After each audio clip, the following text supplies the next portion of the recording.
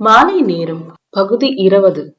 பிருத்வி பால்கனியின் கதவருகே நின்றிருந்தான். மனம் முழுவதும் சந்தோஷத்தில் ததும்பிக் கொண்டிருந்தது.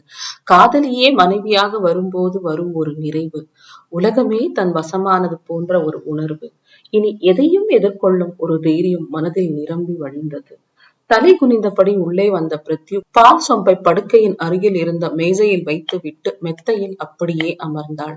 அமிர்தா ரோஜா பூக்களால் நேர்த்தியாக அவர்களின் முதலிரவு படுக்கையை அலங்கரித்திருந்தாள். எதிலும் மிளிரும் அமிர்தாவின் கைவண்ணம் அதிலும் தெரிந்தது. அவளையே பார்த்து கொண்டிருந்த பிருத்வி தன்னை தேடுவாள் என்று எதிர்பார்த்தான். 5 நிமிடங்கள் கடந்தும் அவள் அப்படியே அமர்ந்திருக்க பெண்களுக்கே உரித்தான வெட்கம் என நினைத்து அவளது அருகே வந்து மெத்தையில் அமர்ந்தான்.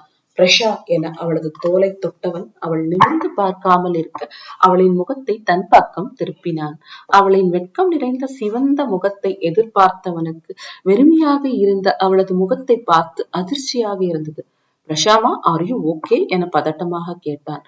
ஒன்றுமில்லை என அவள் தலையசைக்க அவளது முகத்தை கையில் ஏந்தியவன், ஸ்வீட்டி, என்னடா, எதுவானாலும் என்கிட்ட சொல்லு என்றான். அவனது கைகளை தன் முகத்திலிருந்து விலக்கியவள் வேகமாக எழுந்து போய் பால்கனியில் நின்று கொண்டாள். அவளை பின்னால் இருந்து அணைத்து தன் மேல் மென்மையாக ஒரு மலர் மாலையாக சாத்திக் கொண்டான்.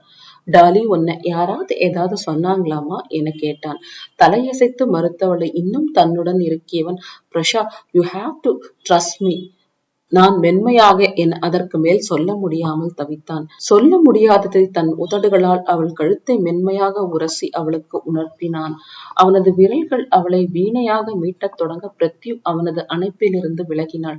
பிரஷா என அவனின் கனத்த குரல் கடுமையை காட்ட, உனக்கு இப்ப என்ன பிரச்சனை என கேட்டான். அவனது குரலில் கடுமை அவளை காயப்படுத்த அவளது விழிகளில் நீர் நிறைந்து வழிந்தது.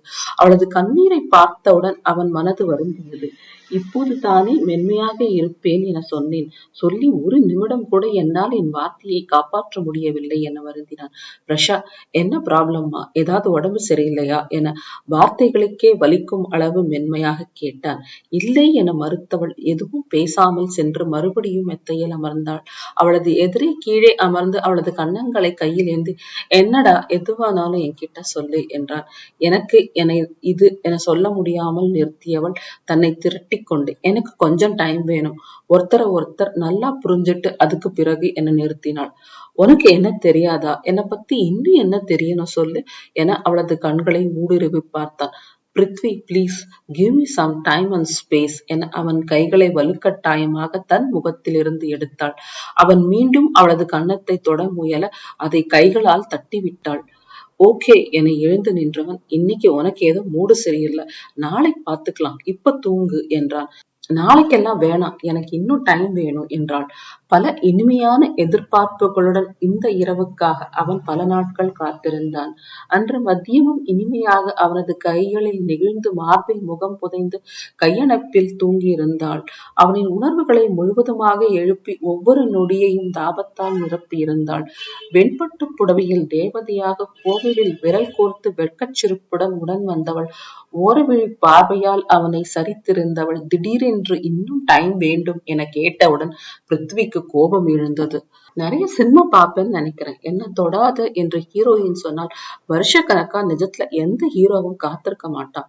இன்னும் டைம்லாம் கொடுக்க முடியாது, இன்னைக்கு நைட் வேணா ரெஸ்ட் எடுத்துக்கோ என படுக்கையின் மறுபக்கம் சென்று சாய்ந்து கொண்டார்.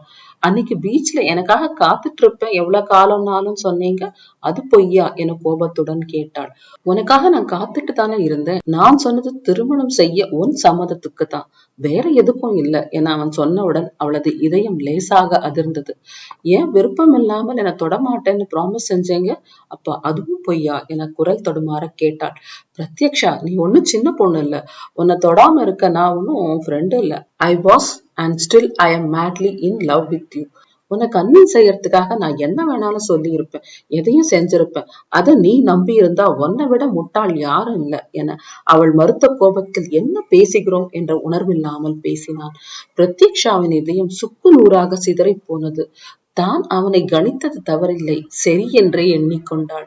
ஏதோ ஒரு பலவீனமான பொழுதில் அவனை மணக்க சம்மதித்தது தன் தவறே என நினைத்தாள். அப்படியே படுக்கையில் சரிந்து படுத்துக்கொண்டு சத்தம் இல்லாமல் அழுதாள். அடிபட்டால் விரிசலில் இருந்து வரும் ரத்தம் போல சிதறிய அவளின் இதயத்தில் இருந்து கண்ணீர் ஆறாக பெருகியது. பிருத்விராஜ் படுக்கையில் படுத்து சுற்றும் சீலிங் ஃபேனையை பார்த்து கொண்டிருந்தான். கோபமும் தாபமும் குறைந்த பின் தான் என்ன பேசணும் என்பதே அவனுக்கு உரைத்தது. தன் மீதே கோபம் வந்தது.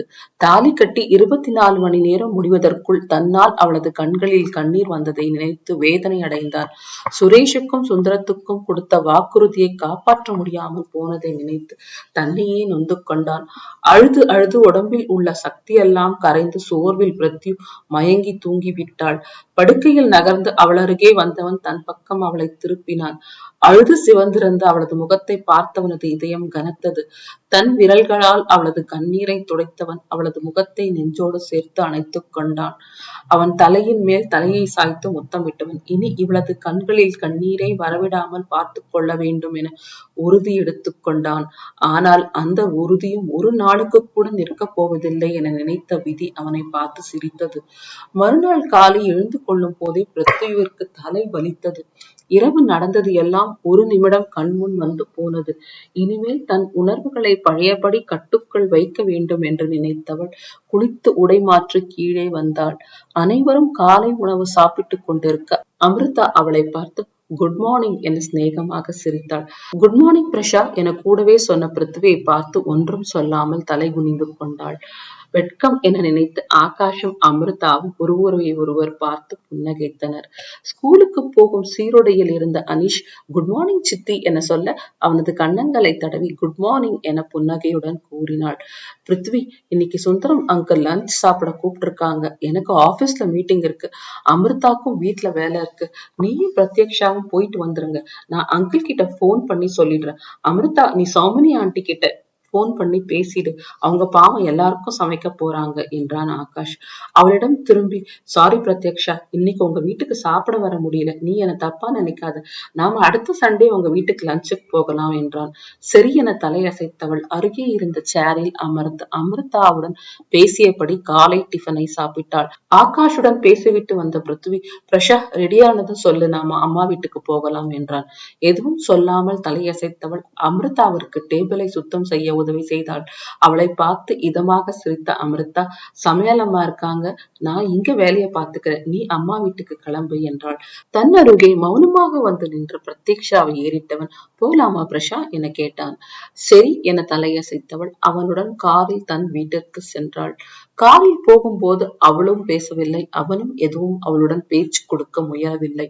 அவர்கள் வீட்டுக்கு சென்று சுந்தரமும் சௌமினியும் முகம் முழுவதும் மகிழ்ச்சியுடன் வரவேற்றனர். சௌமினி ஏற்கனவே நன்றாக சமைப்பவர். இன்று மாப்பிள்ளைக்காக பார்த்து பார்த்து சமைத்திருந்தார். பிருத்விராஜுடன் சந்தோஷமாக பேசியபடி இருந்த தன் பெற்றோர்களை பார்க்க கோபமாக வந்தது பிரத்யக்ஷாவிற்கு. தன்னை கவனிக்காமல் தன் தாய் பிருத்வியை கவனிப்பது அவளுக்கு சுத்தமாக பிடிக்கவில்லை. இவன் அதற்கெல்லாம் தகுதியானவனே இல்லை என நினைத்துக் கொண்டாள். சாப்பிட்டதும் பிருத்வி தனக்கு வெளியே வேலை இருப்பதாக சென்றுவிட பிருத்யு தன் அறைக்கு சென்று படுத்தாள். படுத்தவுடன் தூக்கம் கண்களை சொக்க அயர்ந்து தூங்கிவிட்டாள்.